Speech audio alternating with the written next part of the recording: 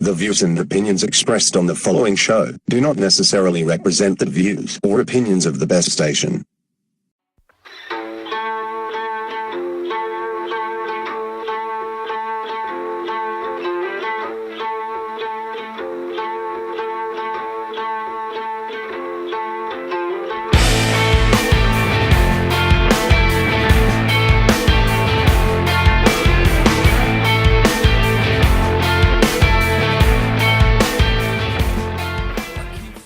Hello, everyone, and welcome to the Comicasters, Issue 9. I am your co-host, MC Brown. And I'm Eric Lindenberg. Filling in the doctor from our Doctor in Baseball in the Fast Pitch. We appreciate you joining us here, Always Doctor. enjoy this, MC. Special guest host here on this show, Dr. Eric, going to join us here. This is kind of our... not only post-Phoenix Comic-Con edition, we're going to actually, Doctor, because this that was a big event this past weekend as we record this.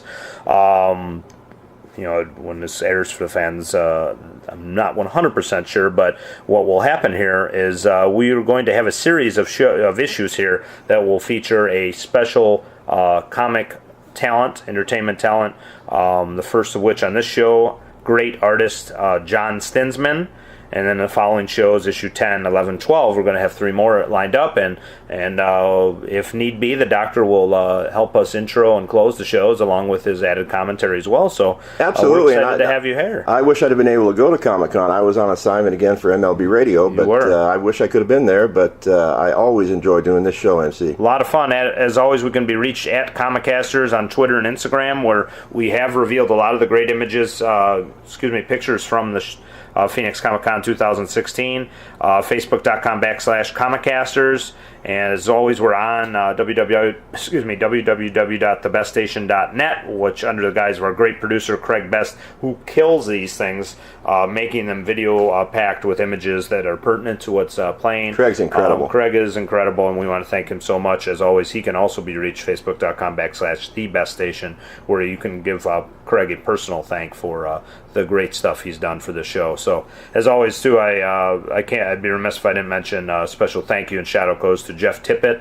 for opening the doors for the Comicasters to be media there, where we were able to get these great interviews. Yeah, Jeff's another great guy. Great individual, and we appreciate him, and he's a friend of the show, and thank you, Jeff, as well as Phoenix Comic-Con 2016, the entire staff that we worked alongside with. Sean DeMembrum, I can't thank him enough for the ability for us to be on a few of the panels, right. And I know he was running around like crazy, and I only got a chance to touch base with him once there, but great dude, as well as the entire staff. Heath Corson, which will be on a future show, he was on issue 7 with us on a Suicide Squad panel.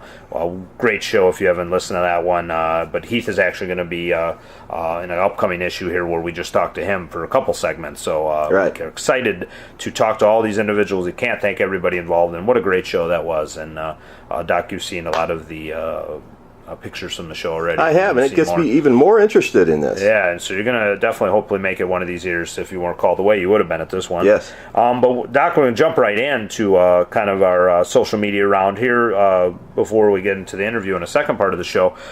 We got a great question from one of our new loyal listeners, who just jumped on board, and she had a question for the show, and she said, her name's Jen. She says, I just started listening, almost done with current episodes. I will start with one question for now.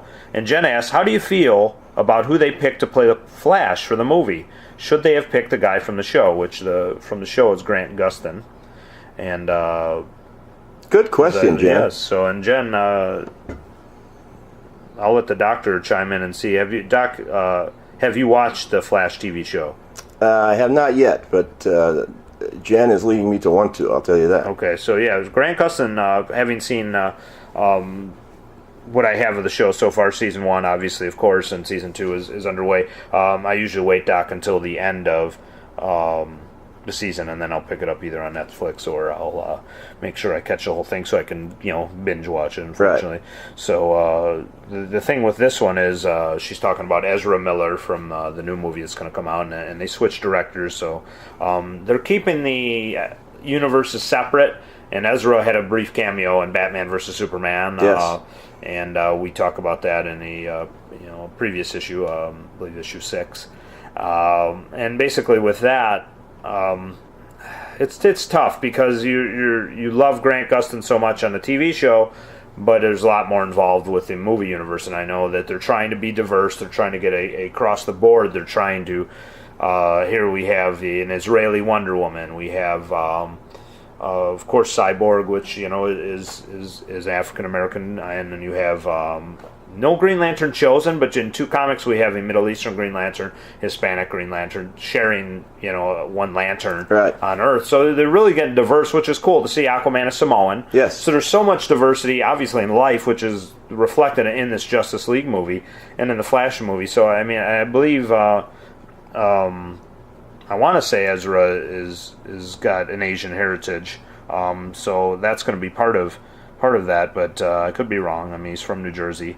But he's got a different look, So it's like Grant looks like he's like the all-American boy, right? And Ezra's got a different look. And as you say, they're getting more diverse, and maybe this is the time to put it. Yeah. So I mean, and that's the thing. Like, I think I like to wait, Doc, and see how they're going to do before passing judgment. I know a lot of people attacked Affleck and just said no for him as Batman, but upon watching the movie. And I enjoyed Batman. I thought he was great, much better than Val Kilmer and George Clooney. Yeah, so I mean, for me, I'm willing to give Ezra a chance. I mean, I like Grant Gustin, Jen, but let's give him a chance and see what he does. I mean, he only had a cameo. His look that they showed, I don't know if that was a futuristic look or that's the look they're going for. I can't say I'm a fan of that. Maybe that will be cleaned up for the movie by the time it comes up, but we'll see. I mean, really, that just remains to be seen. But Jen, keep listening here, and we want and watching too the great videos that Craig is producing with the show, and we're making strides, Doc, to get us on iTunes, so you can listen on your phone, obviously, without having that's coming up shortly. Watch. So we're going to come to that hopefully soon, so you can listen, and then hopefully come back and watch a great show that Craig produces. But huge news that's just dropping as we record this, Doc, is there's going to be a limited theatrical release of The Killing Joke. And that's something we talked extensively, a little bit of preview with our great guest, Dan Quiroga, on issue 8, the previous issue to this. Everybody's returning. Bruce Timm from the animated series is coming back to produce this, along with the returning Kevin Conroy and Mark Hamill as the Joker. So Kevin Conroy's Batman, obviously iconic voice of Batman from the animated series. So what's going to happen is this select cinemas nationwide for one night only, Monday, believe it or not, July 25th, the R-rated animated film will screen at 7:30 and 10 p.m. at local theater time. So that's something to look forward to. I heard June 17th, maybe tickets might be going on sale from Colt Hudson, as conspicuous by their absence, Colt and Derek Ross for this show, but we're still in contact with them as we're recording this. And Colt says June 17th that that this will be tickets will go on sale, and this is to be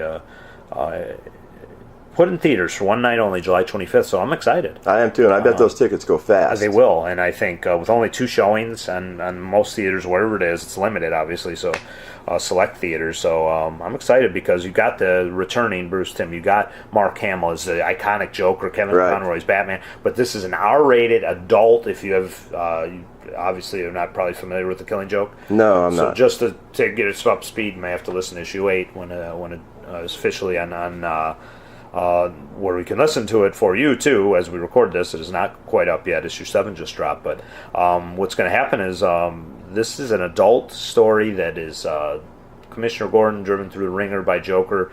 Joker origin told in this, as told by the great Alan Moore and Brian Boland, drawn a comic book legend. Now he's almost exclusively a cover artist, and this is just an incredible story, Doctor. As we talked about last issue with Dan, this is going to be a great release. I think maybe it would be nice to have it released for longer or more showings that day, but I'm going to see whatever I can do if working my regular job that I can go see it in the evening, because I'm not going to want to miss to see that in the theater. Right. It's going to look like a release maybe a week before. I will tell you this, if I'm not covering baseball, I'll be there. Yeah, so this is great, folks. Great news for anybody fan of DC Comics, the Killing Joke, animated features. Yes, you'll get to see it a little over a week before it's released on home video. Right. So great stuff there, Doc. So, yeah, and just to update you folks, too, again, we're coming to you with all these great interviews, the first of which, great commission artist, the great John Stinsman. So, Doc, we're going to be heading to that soon as we head to a station break, but we got a regular segment here on Comicasters, and it's called the Riddle Me This. So what's going to happen here is I'm going to give 3 clues, much similar to what we do on the Fast Pitch on our Who Am I, and we'll give you 3 clues. Unfortunately, when we come back, we're doing the John Stinsman interview, but when we come back after that, after 2 station breaks, we will give that reveal and a lot of good, regular segments coming up after that. But Doc, I'm gonna take it away here to the Riddle Me This. Here we go. So, I am inspired by Ben Dunn's Warrior Nun, which in turn led to me being created by my creator, Rob Liefeld. I am based on the Vampirella model Kathy Christian. My first appearance was over 20 years ago in 1995. Riddle me this. You'll find out not after this first station break, 2 station breaks. When we come back, it's John Stinsman. You are listening to thebeststation.net, home of the best station, the best music, for the best audience. Now featuring the best podcasts for the best audience. With such podcasts as The Fast Pitch, starring MC Brown and Dr. Eric Lenneberg, covering any and all related MLB news and current events. And now featuring The Comicasters, starring MC Brown, Colt Hudson, and Derek Ross. On location for comic book conventions, reviewing comic book trades and collections, and anything and all related comic book movies, news, and events. This is a presentation of thebeststation.net. The best station, the best music, for the best audience. It is this week in unnecessary censorship. Yesterday, I had the great honor of being by President Obama and Vice President Biden. We can expect a rowdy crowd come Thursday night. They're going to be up. There's so many different ways of I want a great for the United States, for the people of the United States. Let's go to the next tab. You. I love you. I think the Warriors will respond. They've needed a kick in the butt to get their team to play better. We heard Draymond all night long here from the fans. They had signs saying Draymond. If you me on vacation with a long, especially having 3 babies, like I can suck or push it out. Thank you, Nancy. Thank you, Charlotte. Name something of yours that's seen better days. My marriage. Do you have a super fucking mind-blowing forecast to give us as well? This weekend, Fest is hitting Dallas at the Convention Center.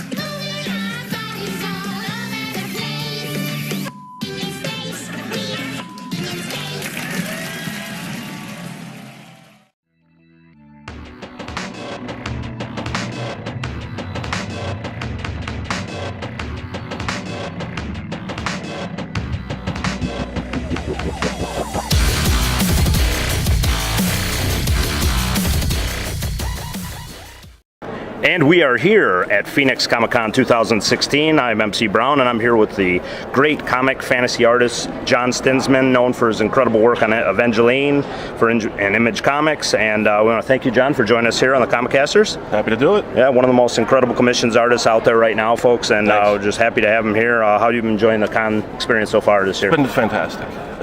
People here are awesome. They're friendly.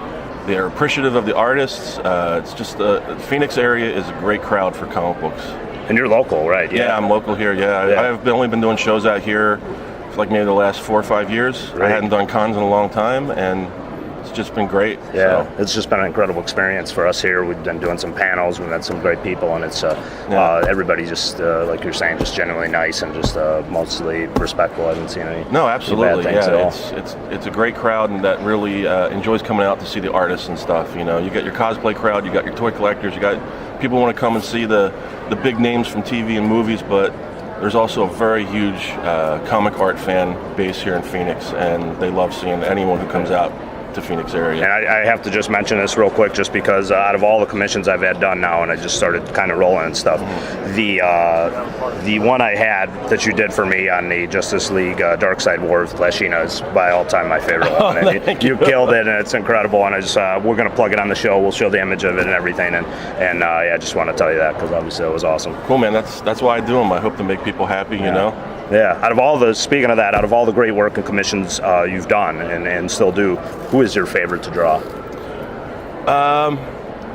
I really don't have a specific favorite. I mean, obviously, I enjoy drawing the ladies. Yeah. It's kind of become a signature thing, just because I started out on Evangeline and then Lady Pendragon, so I've been doing a lot of comic books with female leads, and I enjoy drawing the ladies. I can't say that I don't. Men, it's so funny because I get asked to draw on so many women that when I go to draw guys again, that I find myself, erasing a lot because I'm too feminine. I'm feminizing them too much. I'm just out of sync with my male anatomy. But honestly, I prefer to just kind of bounce around the different characters. I don't really have a specific that I like to continuously do over and over again. It reminds me of a story with Colt that we had here. He was going to have you maybe do Thanos, and he was like, "You sure you want me to do that, man?" I was like, I don't know if you remember that, but it was pretty funny. It was just like, Speaking, still staying on that, do you have a favorite piece you've ever done? I know you have a lot of prints and you sell prints and stuff, obviously, which great fans will plug that, obviously, where they can get those. One that sticks out that that maybe is a constant seller, or just one that you personally felt, I nailed this. This is exactly one of my favorite all-time pieces. Well, I'll say that I'm my own worst critic. So most of the time when I finish a piece, I will find something wrong with it that makes me, that sort of puts a stain on my full acceptance of actually liking something I've drawn, which is a good thing because it makes me want to do better and better.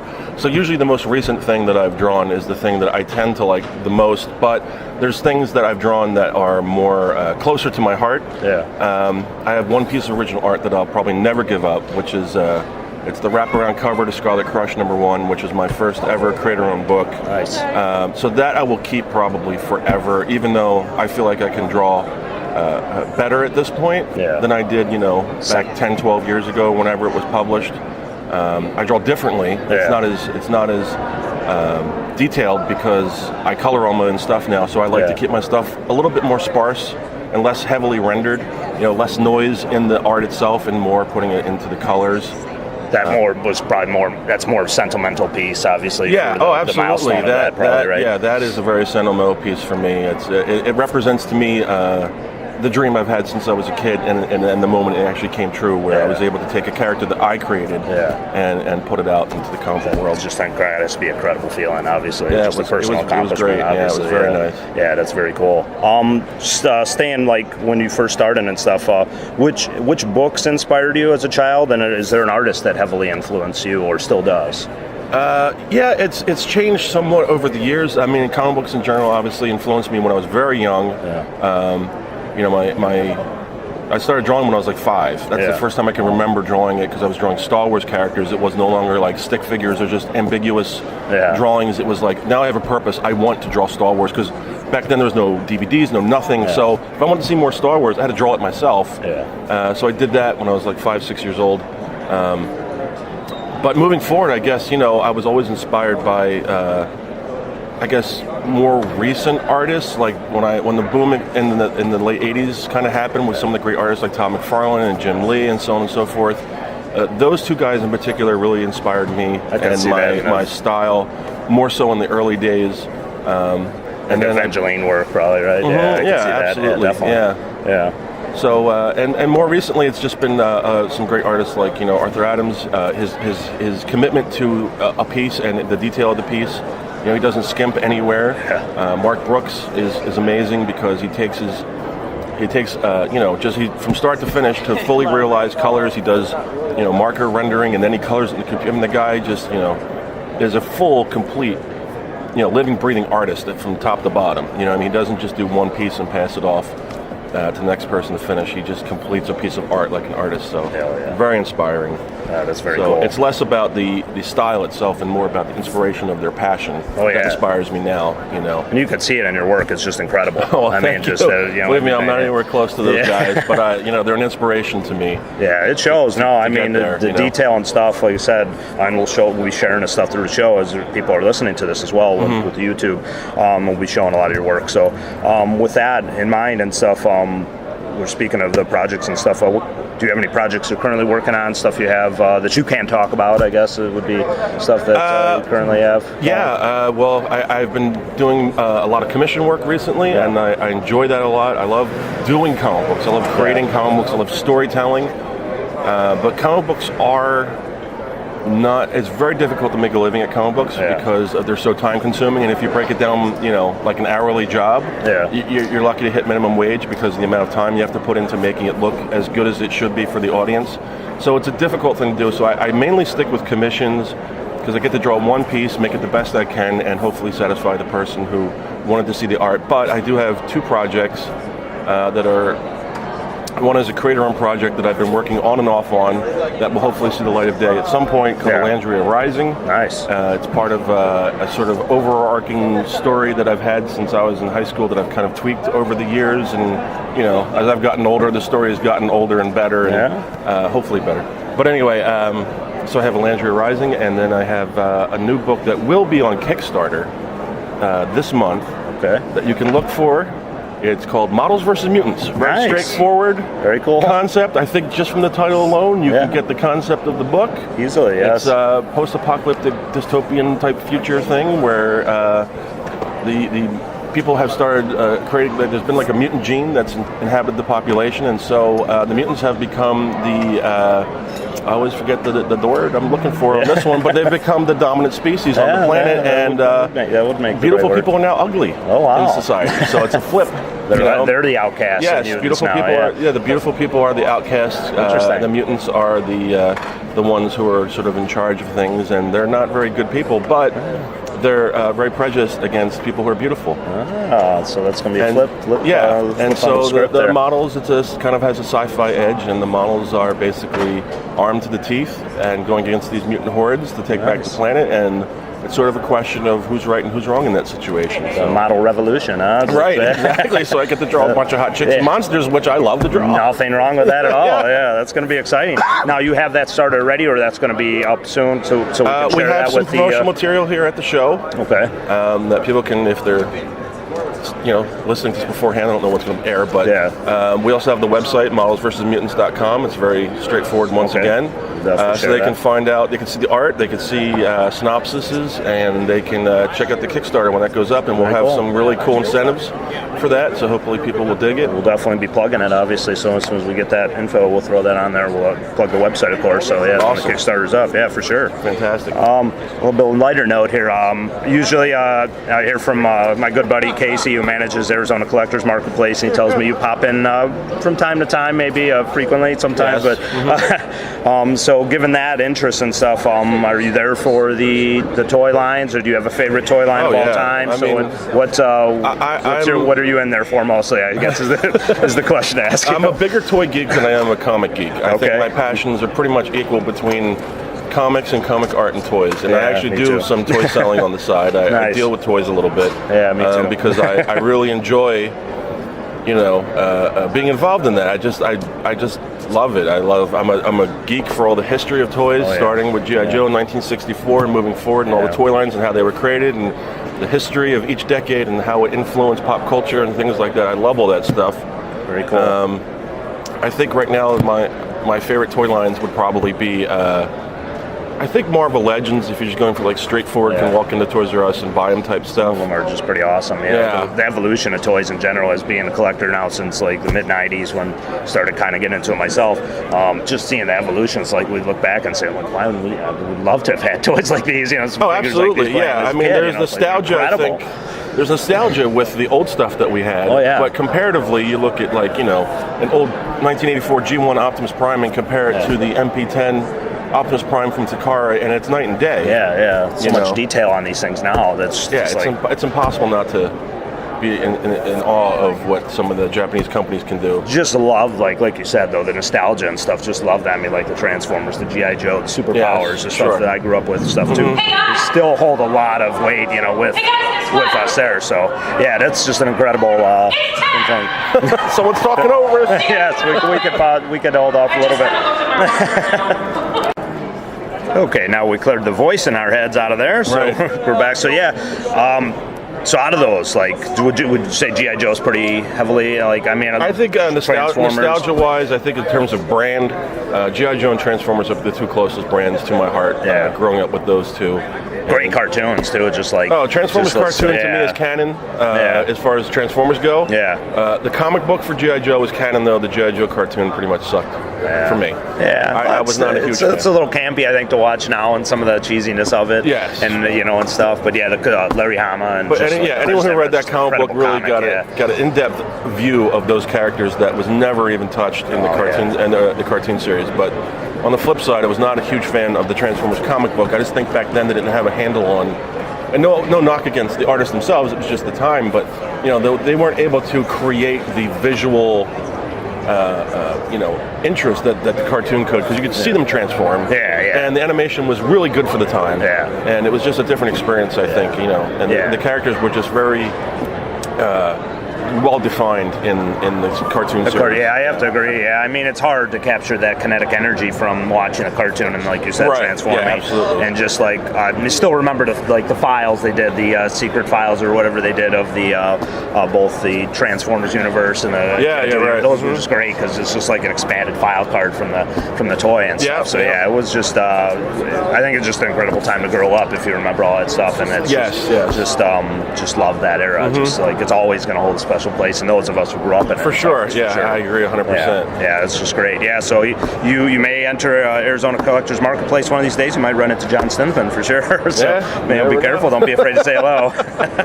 So as we wrap this, a little bit to a close, John, we just as a staple of the Comicasters, we do our regular or semi-regular Comic Clash of the week. So just kind of get your input on that. It's kind of a character versus character, usually different companies and stuff too, and this could be anyone. But if you have specific Marvel or DC, since you draw a lot of those, using a villain theme, which we did, kind of with the Suicide Squad panel we did this previous issues of Comicasters.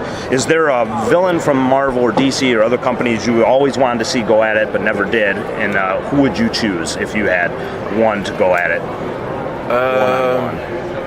Well, I'd have to say that my favorite Marvel villain is Dr. Doom. Okay. I love Dr. Doom. He is such... The man has zero, confidence issues. Yeah. He's not the most powerful dude. Yeah. He's pretty powerful. He's got, basically a suit that looks like old armor, but it's as technologically advanced as Iron Man's armor. Yeah. And, he can almost parallel Doctor Strange with his mystic knowledge. It's true. Yeah. So, he's no joke, but, I think that Thanos might grab him by the head and squash him. But Doom is a brilliant person who can always outthink and outsmart everyone. Yeah, so it's a good choice. That's a hard one, man. At DC, I was never a huge DC guy. I think a few villains stood out to me. I always liked Deathstroke starting back in the early days because he seems more Marvel inspired in his design and his badassery. Yeah. You know what I mean? That dude was pretty badass, and to me back in the day when I was George Perez, George Perez. I don't know if he's down. He's on the other aisle over there. Yeah, George Perez obviously designed. I think he still did Taskmaster too, so very similar things. Yeah, exactly. Taskmaster is also one of my favorite Marvel guys. That dude was he's got a skull head and he can fight as good as anyone else. Oh yeah. You know what I mean? Yeah. So I don't know. I'd hate to see it. Well, I guess maybe Thanos. Or not Thanos, Darkseid. Darkseid, obviously, pretty big. Yeah, I really love all the Jack Kirby Fourth World stuff.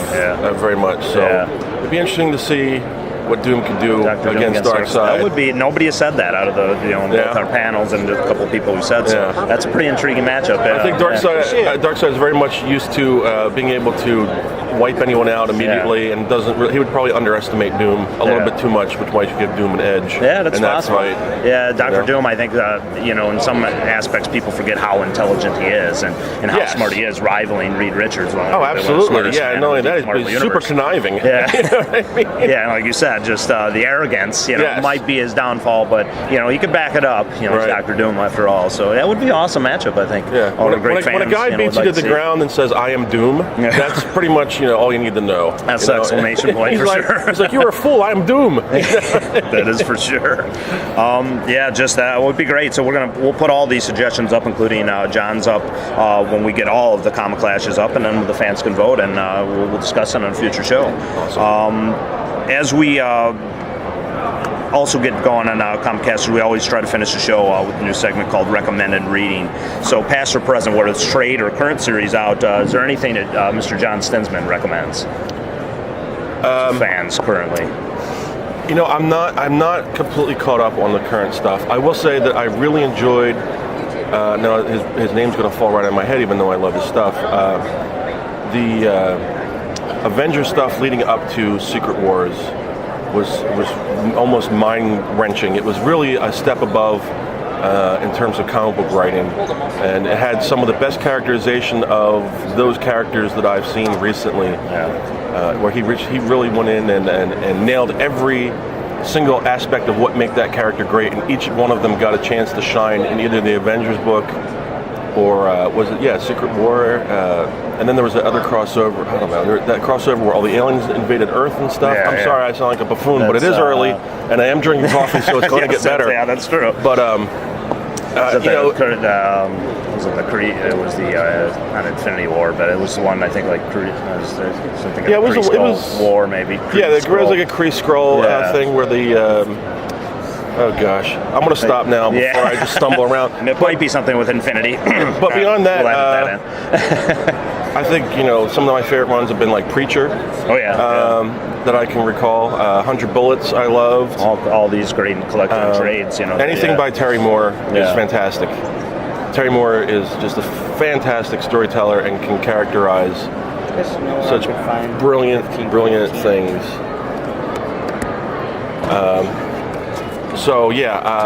I don't know. I mean, there's a lot of great stuff out there, and I'm sure if I had from my childhood, I love ROM, Micronauts. Those are my two favorites. Cool. Yeah.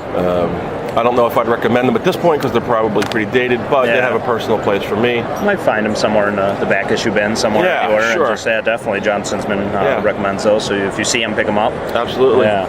So as we wrap it up, as the fans are trickling in here, John, finally, where can fans follow or reach you if they want to buy a print, a commission, besides at a con, of course? Where can they find you online? I'm not a huge social guy, social online person. Unfortunately, I'm not good at it. Yeah. I think to do it, but then I'm like, nobody cares. I'm not going to show a picture of my lunch or, whatever it is that people usually do. If I have a piece of new art that I'm particularly proud of, I'll put it on my Facebook page or my DeviantArt page. So on either of those two, if you look up my name, you'll find me pretty easily. We'll run that plug, obviously, for you. So those two places. And then I accept commissions there as well. Okay. So I am always running behind, always running behind.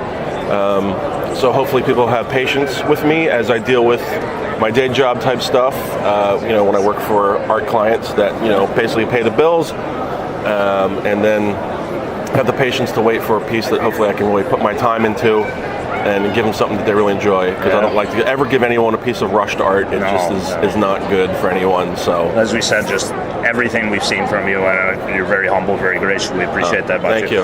It's just incredible. So if you do get a commission from John, you will get an awesome piece, and he puts a lot of time and detail in it, and we appreciate you coming on and joining us, John. Sure. It's been a pleasure. Glad to be here. Thanks for having me. Yeah, thank you very much. All right, man. And again, you can be reached John, JohnStinsman, Stinsman, John Stinsman. So follow him, DeviantArt, Facebook, and we thank you very much, John. Thank you. Cool, man. Thanks. Thank you. The best station, the best music for the best audience. Hey, this Christmas party is getting a little too quiet. I think it's time we liven it up with my favorite Christmas gift, Mr. Microphone. Hey, what's that? Well, you set the dial on your FM radio and testing. Hey, I'm on the radio. These kids are having a fabulous time with Mr. Microphone, the cordless microphone that actually puts your voice on the radio. There are no attaching wires, so you're free to move around. Broadcast over any FM car radio. Hey, good looking. We'll be back to pick you up later. You can broadcast in mono or with two or more radios in stereo. Yeah. Professional entertainers use Mr. Microphone for rehearsing. And you can too. It's practical and great fun for the whole family. And for only $12.88, they really make great Christmas gifts. The perfect Christmas gift at Walgreens, Woolworth, Woolco, Osco, Venture, Weebolts, Montgomery Ward. Scientists in Switzerland announced today that they have been able to make mice fart by holding them upside down and tapping them on the stomach with a pencil.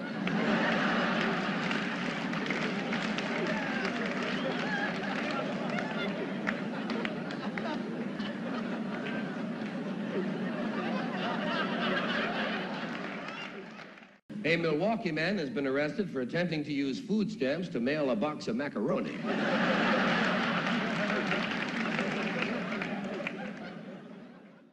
An earthquake has struck the maternity hospital. 3 people were killed. However, 6 people were born.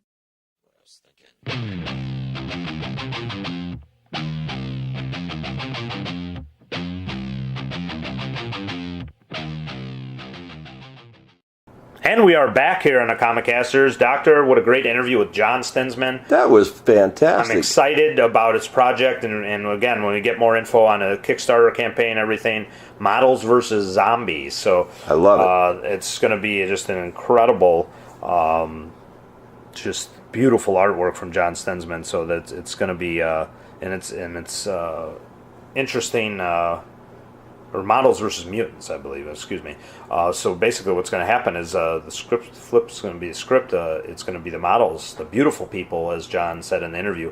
They're going to be the ones who are the minority in trying to fight the mutants. And all the other type that of is things a real that are going twist. to be the ones who are in charge of the Earth. So yeah, I can't wait to see that. John is going to be giving us more info on that as well, and so we can plug this here on the Comicasters. Cannot wait for that to Kickstarter and everything as we get going and stuff. And John's doing a great. He's done one already for me in the past, as I mentioned in the interview, and he also is going to do a great commission. He's working on a G.I. Joe commission for me. So when that is finished, obviously, we'll be sharing that by the time this show airs. Right. If it is done or to see, or there's a preview of it, I will be sharing it. Craig will, excuse me, our great producer Craig Best will be sharing it. But just beautiful work from John, as you've seen, as you'll see, fans, when this video of this show is aired. One of the best artists I've seen. Just absolutely beautiful stuff. And the cool thing with this, Doctor, is John local here in the Phoenix area, and he could be found, as we talked about, in the Arizona Collectors Marketplace, and good friend of our friend of the show, Casey Goslin, so who both of us know. And so great interview. We appreciate John being on, very gracious man, being on the show here, granting us an interview at the Phoenix Comic-Con, and just awesome individual. So we will hope to see great things from John. And if you need a commission, obviously, as we asked John, you know where to get a hold of him, and we'll run that graphic as well. So, Doctor, as we go into this third part of our show, we have the Riddle Me This reveal. Yes, and you know what? I think I know who it is. Oh, you go think ahead. So, yes, she was a character inspired by Warrior Nun, so created by Rob Liefeld and Kathy Christian, because she was the model was based, appeared in 1995. She was in a lot of comics, Maximum Press, Rob Liefeld's Awesome Entertainment, Image Comics, all that stuff. The great Evangeline. And she was a character created very similar, I think, to like Fallen Angel, like Todd McFarlane's Spawn had an angel fallen to Earth with Spawn, but Evangeline was clearly the hero in the story, and biblical references, and beautifully drawn by Stinsman when his run was on it, and that's how we kind of tied it in here. Right. So on the Riddle Me This reveal, if you couldn't tell already, it is Evangeline, and I knew. The clues were there. The clues were there. So, Doc, we also got a couple great segments on the show we normally do, and running, and this is what I'm going to say, Comic Clash, that we usually is the Comic Clash of the week. I guess it's going to be Comic Clash of the quarter or half year, but by the time we get done with all these interviews, one of the common theme and threads that we kind of ask fans to come up with who they would like to see go at it, we pretty much pit these two characters against each other, and we want to get yours as well, because we haven't given this yet. What would you do if you were to pit two villains from let's say Marvel? It could be a Marvel movie universe, could be DC movie universe, anybody, but villains on opposite sides of the fence that are not in the same stratosphere.